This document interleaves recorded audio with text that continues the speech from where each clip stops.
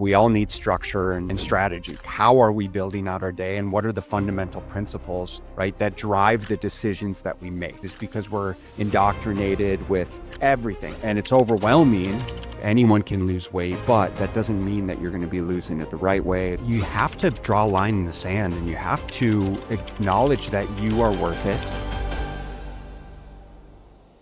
Well, hey, Ben, so happy to have you back on the podcast. Thank you for joining me today. And how are you doing? I'm great. It's good to be back, Jen. Good to see you as always. It is good. I always love first of all, anybody who has a partner, I always refer them like anybody to you because I'm always like, no, we are so aligned in how we think and how we approach things. And I know the conversation today, we can probably both find a mutual level of passion for the whole marketing stuff that happens to really everybody in January around New Year, New You, and this idea that we're going to have to go really hard to create changes in our health, our weight. And you've got a different idea around that. You talk more about standard operating procedures. Yeah, I think at the end of the day, we all need a set of procedures which we operate by, and it's the same thing. It's the same way we look at business. I mean, you work with a lot of hard charging business women, and similar for me as a lot of guys who are decision makers and executives and entrepreneurs and owners at the end of the day. And it's kind of like we all need structure and strategy in our Yeah. practice, and that's where when it comes to our operating procedures, it's like, how are we building out our day, and what are the fundamental principles, right, that drive the decisions that we make? And that lends itself to like our training, our nutrition, our meal planning, our preparation, our supplementation, our lifestyle factors around stress management, around our bedtime and our wake up routine, right? And like how we're bookending things. And so with each one of those, it's important to have clarity around like what we're tackling, how aggressive do we want and or need to be. And that's what we help clients with in terms of quote unquote building that operating system.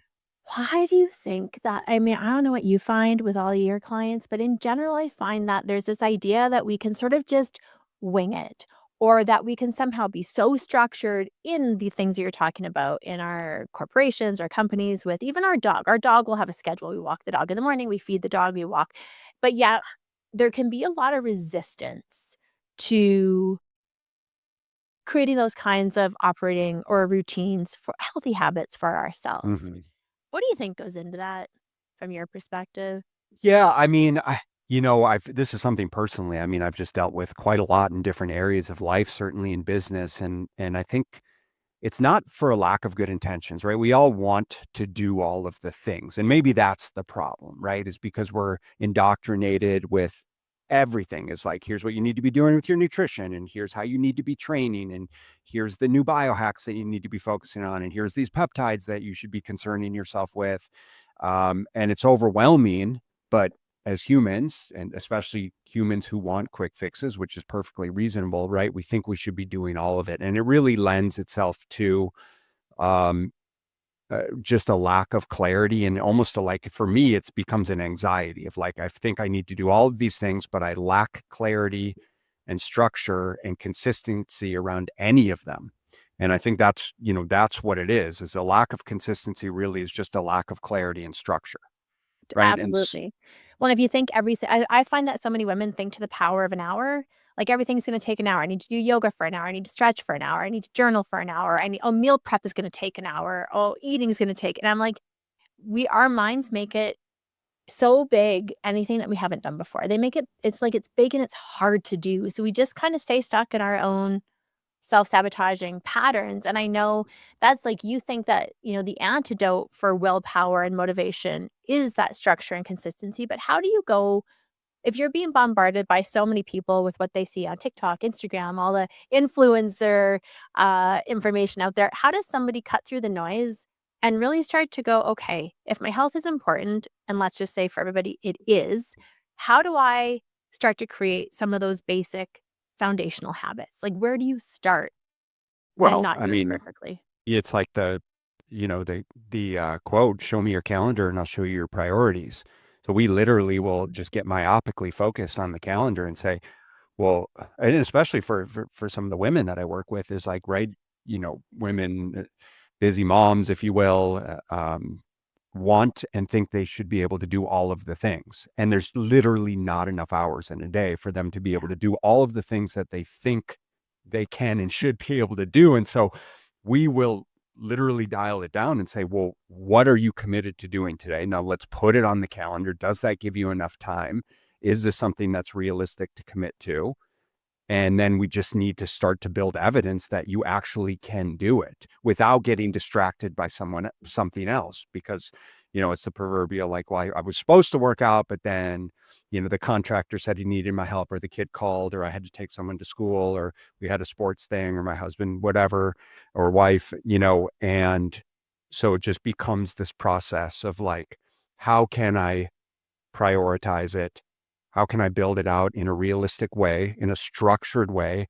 And then how can I repeat it enough to the point where it actually becomes something that's, I a just habit, if you will, or yeah. structured. Yeah, yeah, yeah, and I think, I mean, you're speaking to my life for sure that, like, busy, I'm a mom, I'm still needed, I've walked and I can find out a challenge myself, and I also have a lot of strategies I'm able to pick up and employ, and I live by my calendar. If it's not on my calendar, it's not happening in my day. But do you think this is why so many people kinda want that easy button? And I know before we hit record here, we were talking about peptides, specifically the GLP-1s, and just what we've seen in terms of, uh the desire for them and the availability of them, that there's this easy button, and yet it actually isn't easy. Need to follow through. So I'd love to hear your take on that. No, I love that. I mean, I know you and I appreciate that you caveated that because it's not easy regardless. And Yeah, I don't think it's unreasonable to want an easier solution. It's like so many people are struggling with all of these things, and it's not nothing about it is easy for anyone. You know, it's like we are in a time in society where we have to be incredibly proactive yeah, with our lifestyle and our nutrition and our training to gain that edge and even to get where we want to go in terms of body composition and even just, improving health to the yeah. degree that, hey, if we've got sort of I often refer to peptides as kind of like chat GPT. It's like, right? It's just sort of this advanced stage, thing that makes everything else easier. In which case, why would we not want to take advantage of it? But it's all predicated on the prompt, right? It's like you have to have enough knowledge to be able to put in the appropriate prompt to get out what you want, Yeah, the right? input output. Yeah, and I think that's a big thing about the peptides, and so I think that we just need to make sure we're doing our diligence around the foundational behaviors, right? Is because it's okay to want the easy button, but you still need to take ownership and responsibility over being able to make the results stick. So anyone can lose weight. We can make it easy-ish to lose weight through the GLP drugs for most people, but that doesn't mean that you're going to be losing it the right way. It doesn't mean you're going to necessarily lose only body fat. It doesn't mean you're going to sacrifice hard-earned muscle tissue. It doesn't mean you're going to put yourself in a worse position for a long-term health and longevity and quality of life. So it's making sure we're very, very clear about what is it that we're actually trying to accomplish along the way. Oh, I love that, and I think you hit, like, a couple of different nails there, which is what my clients talk about, and for sure, I went deep on the research on some of this too, and I look at it both physiologically and then, of course, psychologically, the mental, emotional aspects, knowing that a GLP-1, what we do know is that for some people, it can get rid of the food noise, that they love that. There's just not the food noise, the appetite, and so, for sure, some of that fat mass does start to go, but you also said protecting that skeletal muscle mass and being able to age well and quality of life. A term that is coming up over and over again now is sarcopenic obesity. Do you wanna where we're skinny fat. Like, if we lose weight so quickly that we're losing fat mass and a significant amount of skeletal muscle tissue, what's the what you know, what explain how you would the ramifications for that on a woman who's 50 or 60. Yeah, I mean, well, for clarity is I think it's multifactorial in terms of first and foremost is we don't have nearly as much muscle mass as we should, period. And that's just from a lack of resistance training and physical activity as we age. Yeah. So we know, plain and simple is like adults are losing muscle mass year after year over the age of 30. I would argue that they never had much muscle mass. For certain people, they never had a whole heck of a lot of muscle mass to begin with through lack of physical activity. But maybe even for those of us that were physically active in our youth and built a certain level of muscle mass, well, then we're seeing that is, we're losing that muscle mass Yeah. every year, every decade after the age of 30.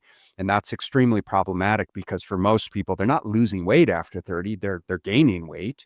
But if we're losing muscle mass, it means we're obviously gaining a lot of fat mass. Um, and that comes with metabolic repercussions, cardiovascular risk. And then for a lot of men and women, as we get into our 40s and 50s and beyond, through menopause, through andropause, this is contributing to a decrease in quality of life, right? We don't have muscle mass, we're not strong, we can't do physical activities like we want to do, and we're seeing it with our parents, right? In terms of their quality of life, not being able to move, and sort of the limitations in their later decade or decades of life, of kind of just being, I don't even know, right? I think everyone knows kind of what I'm describing, but just not being able to actually live the life that they would ideally like to live, and kind of being stuck, right? Oh, for Stuck sure. in assisted Stuck living. there. Dude, I gotcha. Like, it's like, we don't if we don't use it, we lose it, and I don't think that's ever been more visible than it is right now. If you just go to a senior's home, you see all these people on walkers and So it's about assessing the trade-offs here, because so hopefully I'm painting the picture of, right, the impact and the power that comes with having enough lean muscle tissue. And the very best thing that we can do is, and I'm sure you've probably talked about it plenty on the show, but muscle mass is the organ of longevity. It is the biggest organ in the body. And as an organ, it really has metabolic qualities, in terms of, like, the more muscle mass we have, the more mitochondria, the more cellular powerhouses that we have, the more energy that we produce, the better that we do with managing our blood sugar levels, the more those myokines, or muscle signaling chemicals, stimulate the brain and the immune system and the joint health. And it just goes on and on. It truly is this fantastic mechanistic property of having muscle. And, you know, on the other side of the coin is having more fat mass. And by the way, having more body fat is metabolically detrimental to the yeah. opposite degree. It's very pro-inflammatory, You right? And so that is negatively impacting brain health and gut health and joint health and oxidative damage. And so we've got to do everything we can to build and maintain lean and strong muscle through our life, especially then as we start to get into those menopause and andropause years, when the hormones start to decline that help us maintain and improve lean muscle tissue. So for women, a lot of women listening to your podcast, especially in their 50s and 60s, that are postmenopausal, like, they're no longer producing the major hormones, like testosterone and estrogen, that are helping them build and maintain muscle mass. And so they So have pause to your make sure shot they're. because there's so much good stuff in here, and I wanna just give our listeners a chance to catch up here because here's one of the things that you said, which is so poignant, which is a decline in energy, and so it's ironic because there's this decline in energy, and yet now, say at 50 or 60, if I'm a woman who's never exercised much, I don't have much muscle mass, I don't have much energy, I don't have much free time, and I'm looking out there on the world of social media, all I'm seeing is I need to go walk 10,000 steps with my weighted vest, Yeah. and that feels like an easier thing to go and do than the actual strength training part of this. How does one get themselves into the mindset of understanding that this is actually, like, not necessarily, what's it called when you there you go, there goes my brain, optional. This is not optional. This is, like, it's gotta become, like, a mandatory thing that you do for yourself and not look at it as it's, like, this pain in the ass thing to take care of yourself. How do we start? I mean, that's the question, right? Uh, I think it's figuring out how to do it in a way that works for you, whether it's going out and hiring a personal trainer so that you have the in-person guidance and accountability, going to train with friends, finding the right type of coach, just I'm a fan empowering. of all of those, like, I total mean, transparency. legitimately, there's no right way here other than just getting in and finding resistance training. And the cool part, like, listen, the cool part about it is if you've never consistently strength trained, you don't need a lot of strength training to get what we call a dose response. In other words, it's sort of like you can do relatively low amounts of resistance training to get the stimulus that you need to create the adaptation. And then you can just progressively build from there. So that very well could be like, hey, I'm doing body weight squats at home, or maybe a TRX strap, or maybe just some light dumbbells. We still need to train with a certain level of intensity. So this is not like your pink dumbbells for high reps. Like you still need to challenge the musculoskeletal system, but that is a very viable option in terms of getting started and seeing progress. And so and I agree. By the way, like I'm a trainer. I've worked with train. I probably work with a personal trainer at least 3 months out of every year, just to keep it fresh, keep it new, renew accountability. Like I like it. I hold such a big net of support for so many other people out there.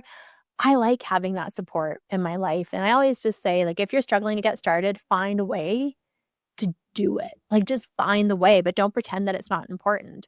And you talk about like compare yeah, a lot of women will say to me in their 50s, like, "Yeah, like, everything that I used to do in my 20s and 30s, it just doesn't work anymore." Yeah. Well, I mean, listen. So first off, like you said about working with a personal trainer, I have coaches as well. Like it's not that we don't know what to do. I think you cannot replace the value that comes from accountability and guidance Totally. and someone doing the structure for you, because for probably the vast majority of the people listening to this, we've got plenty of other things in our life to worry about, to the degree that if we can not worry about trying to build our own training programs, it's one less thing in saving us that mental bandwidth, right? Yeah. So Yeah. I think because especially for this audience, like we're talking about, it's like they want to feel like they should be able to do all the things. Like you don't have to feel empowered to write your own training programs. Hire an expert, save yourself the time, energy, and actually money, and do it right. Right. Yeah. I agree. I agree. I'm sorry. That was just a side tangent. What was the question? Well, it's like really taking a look at how do we, the 40s, 50s, 60s, what we do at this stage in life versus what we Versus did in when our you're in 20s 20s and and 30s. 30s. Yeah, Yeah. I mean, listen, we can just get away with so much more when we're Totally. younger. Our joints, just the fluidity of the joints, lack of it, just not being in a position where we get injured so easily. We can get away with more from a dietary standpoint, from a caloric intake. To a degree, our metabolism is functioning a little bit differently. You could say maybe we have a little bit more muscle mass when we're younger for some people because of the physical activity of their youth and the value that comes from muscle. We can get away with less sleep, but as the years go on and sort of the stress compounds, gut health deteriorates, joints, uh, joints break down, collagen breaks down. It's just, we just generally speaking can't do nearly the amount, the volume. We can't get away with less sleep. Um, we can't get away with Mm. eating smaller amounts of protein. We actually need more protein as we age for all of these reasons, including decrease in hormonal function, degradation of gut health. So it's like just this vicious cycle of how age factors into. It's not that, right? It's not that you have to do things totally differently. It's almost like um, you could do similar things. You just don't respond nearly as well as you did when you were younger. Yeah. And I think that the pull, I mean, I think, I don't know about your 20s. Anybody listening, think about your 20s, think about your early 30s. Like I had way more time.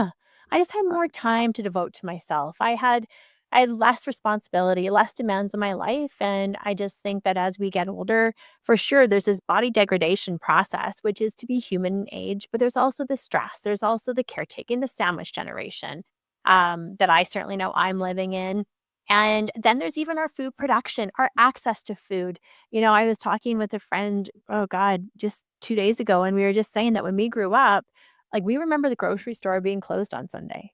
We remember having to get to Safeway before 6 p.m. because it wasn't like, and now you've got access to food all the time. Combine that with stress, sleep deprivation, chronic busyness, and lack of prioritization. And you can see, because you said this at the very beginning of our interview, It's not just about being active, you've gotta be super proactive, almost just to maintain baseline level health, much less.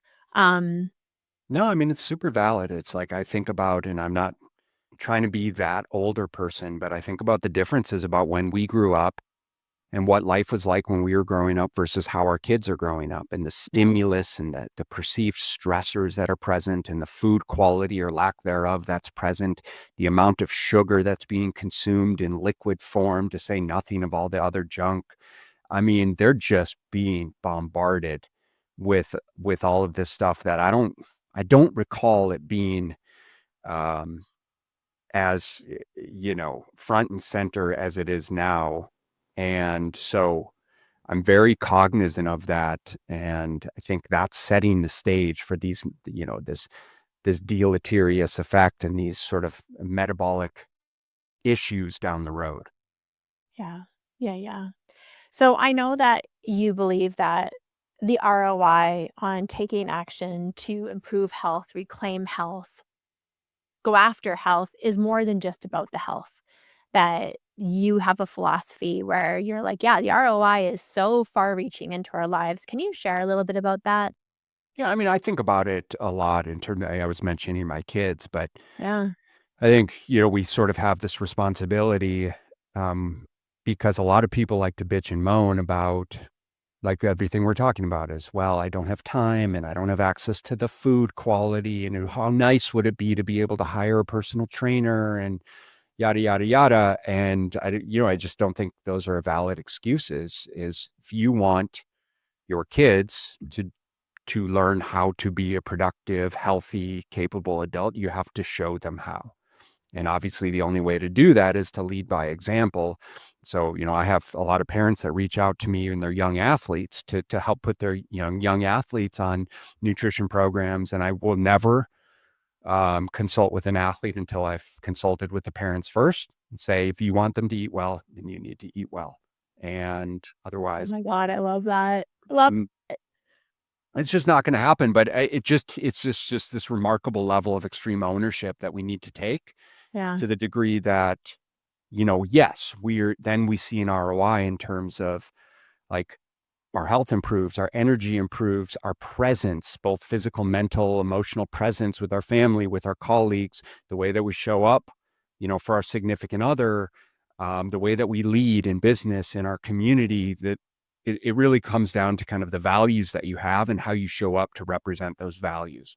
And I think you and I would agree that there's not one thing that you can improve by virtue of, feeling better, having more energy, looking better, walking more tall and more confident, and being more self-empowered and resilient.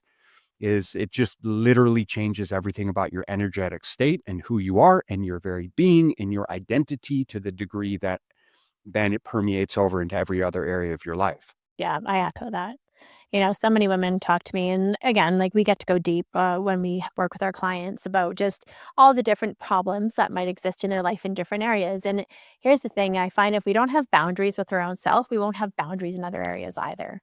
And so, as we become empowered and taking care of ourselves and learning that, yeah, sometimes we might want to say yes, but it's time to say no, that we can learn how to be discerning of that in our marriages, in our parenting, and our social calendars.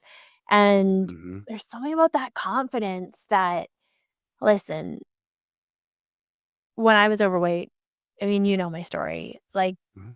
confidence is at, like, all-time low, right? And as you just shrink, you just become I just became less of a outgoing person, and there's so many people who will think that change is hard without understanding how hard that day-to-day suffering kind of is.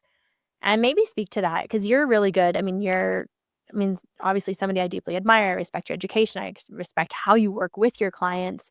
That it's like the choose your hard philosophy. But how do people who are so used to suffering start to choose the hard of change? How do you get your clients to do it?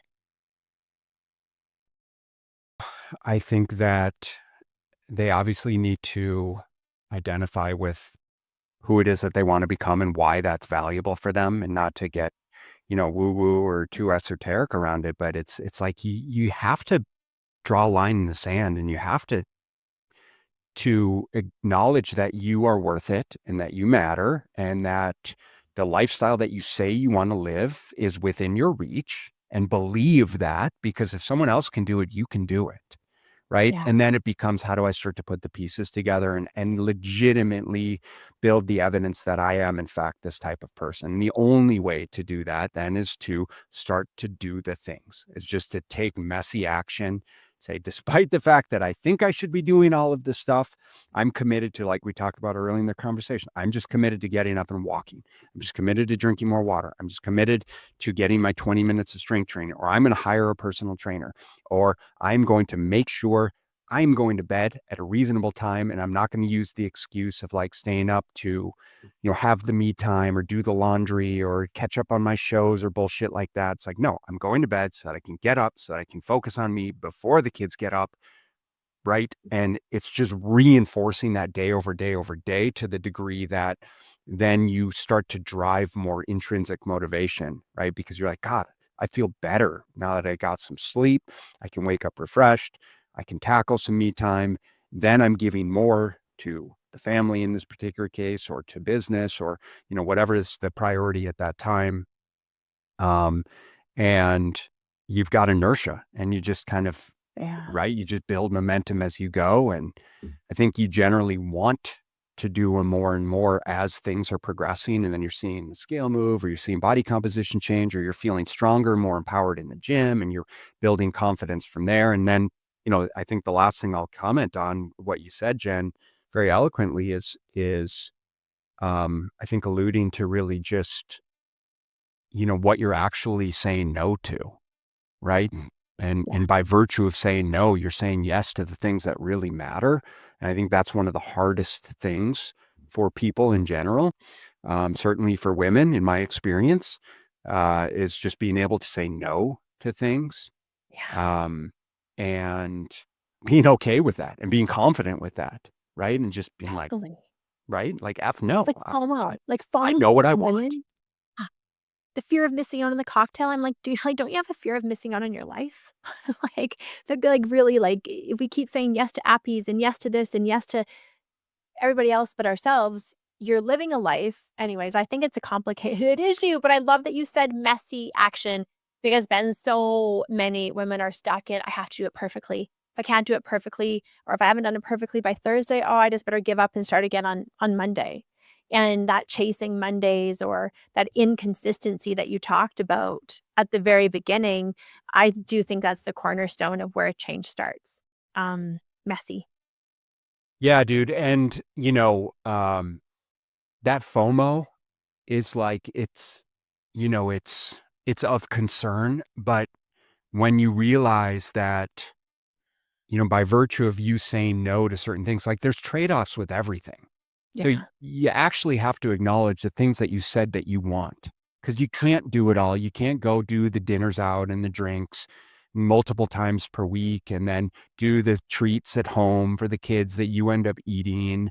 Or the entertaining, like a lot of the guys that I work with, they're entertaining for business and they're using the excuse that they have to drink and travel related stuff. It's like, dude, you got to you pick your poison, right? But the reality is when you say no to the happy hour cocktails or no to the late night drinks and you get to sleep so you can get up in the morning, you can get your steps and you get your training, then you show up more focused, you're getting more deals done, you feel better, you're giving more energy to everyone else, you can get home at the end of the day and be present with the wife and kids, you know, um, you realize that that's stuff that you didn't actually want in the first place. And that's empowering, right? That's liberating for you to acknowledge, oh, I realize now that I didn't even want or need that stuff. And by the way, what's really hard, Jen, is when you acknowledge that the people that you were surrounding yourself with aren't actually your people anymore, anyways. And that's okay too. Yeah. I love that. I love that because I think, well, what I've seen is a lot of people who aren't thriving together struggle together. And when you are thriving, you're probably going to also be around people who are thriving too. It's an interesting thing, in isolation. I find it really hard to change in isolation. For me, I was so alone. I didn't know how to get out of it on my own. I just got worse for a while because I kept like indulging myself in my own belief systems at the time, which weren't serving me. And so you taught, I want to be able to get your last point or take on, you believe that you can be a superhero for yourself, your family, and that you don't have to lose yourself in your roles, that you really can have and claim an authentic sense of who you are and what you're about and take care of these other areas. It's not like, oh, if I'm taking care over here, I'm losing here. Or if I'm winning here, all of these other things are going to lose and be because women, I know for sure women do. I don't know if men do feel like it's like, oh, if it's either me or them, as opposed to no, it's and both. I take care of myself and a family. I take care of myself and clients. Like how do you work with the psychology behind that? Or what's your philosophy on that? I'd love to hear. I mean, it legitimately ends up listen, it's not that I think we can all agree it's not that we don't have time, right? And I will legitimately have clients do a time audit, and I have a Excel spreadsheet or like a Google sheet. I will have them fill out in 15-minute increments over a 1 to 3 day period of time, just so we can have the conversation and say, is it really that you don't have time or you're just wasting a lot of time doing shit that isn't being productive? I have yet to see someone who legitimately doesn't have time to get in the exercise or take 30 to 60 minutes to meal prep or right, like Yeah. to do all of these things. So let's be very clear about that. It's not there's never a trade-off. If you're trading anything off, it's that you're wasting time on social media or with Netflix goofing around, and I'm just as guilty as the rest of us, right? In order to right, you're doing that instead of doing the things that you know are gonna be more productive. And if we can actually acknowledge that and create awareness around that, then we're empowered to actually start to build in the behaviors and the tools and the skills of someone who can exercise and who can be present with the family and who can, be emotionally supportive and who has the time to do all of the things that they say are important to them and that they want to quote unquote prioritize and build it into their calendar accordingly. Right. So I think that's the most important thing. Yeah. Um, I think that's the most important consideration amongst that conversation. And then, the other part about is just figuring out fundamentally is like who you want to be and how you want to show up and just being okay, like leaning into being that person, right? Of not needing to be someone who feeds off of the BS or other people's stuff or what people think about you or going out to a restaurant and being okay, like ordering the way that you should order, or not drinking when other people are drinking. It's like you have to just stand up for yourself, and your values, and it's uncomfortable at first, but it's also liberating, as to, what happens when you do start to build that muscle. Yeah.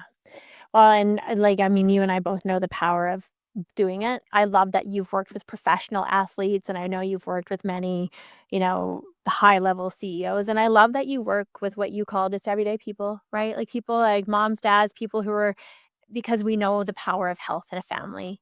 And it's not just for yourself, it's being able to model that for kids and to live a fun life. And so if there's a piece of advice that you were going to give to anybody tuning into this today who might just be in a bit of a rut, Ben, like just a bit of a rut, like just life is caught up or life is lifed and they're in that little bit of a, oh man, like everything's hard and they're caring about their health, but they're having trouble getting traction. What would that one piece of advice be? It's just to take messy action like we talked about. I mean, that's the only way you're gonna figure it out is just by getting the wheel moving. Yeah. Because when we're stagnant, that's when things feel the hardest. And you and I feel this in business all of the time. We have these conversations all of the time. But I know when I'm my most anxious, I am stagnant and I'm thinking about all of the things, right? Yeah. But I have a lack of clarity and structure around how I'm actually going to accomplish them. And so I'll just titrate down to just a couple simple things and then I'll just execute. Yeah. And you really start to figure things out as you're moving, right? Once you get that wheel moving, then you start to figure it out on the way. It's like, okay, I've got a little bit of momentum, a little bit of inertia. I can see a little bit more clearly the road in front of me. and things just start to work out. And you can't lose, right? Because you are taking action. It doesn't mean you're going to do everything right, but at least you're moving. And I Totally. just I would encourage people to think that way to the degree that, like, it's like, hey, even though you might think that going out for a daily walk isn't enough to move the needle, it is because of everything that I'm explaining, because it's going to lend itself to, then you knew you walked and now you want to make a better decision when you get home and eat your breakfast. And then, you want to Yeah, drink even more water, or maybe take your multivitamin, or tomorrow you want to go to bed a little bit earlier so you can wake up a little bit earlier so you can walk a little bit further before you need to be, front and center with the family. And it's for all of those reasons that I would just encourage people to just go, just move, just start taking action. And you'll figure it out as you go. I love that. For our listeners, what's the best way to find more of you? Is it on Instagram? What's the best place for people to Yeah, go? I think probably Instagram is the outlet du jour right now. So at Body Systems Coaching on IG. Of course, uh, my podcast, the Smart Nutrition Made Simple Show, which you've been on a couple times, Yeah. and we'll certainly have to reconvene yet there.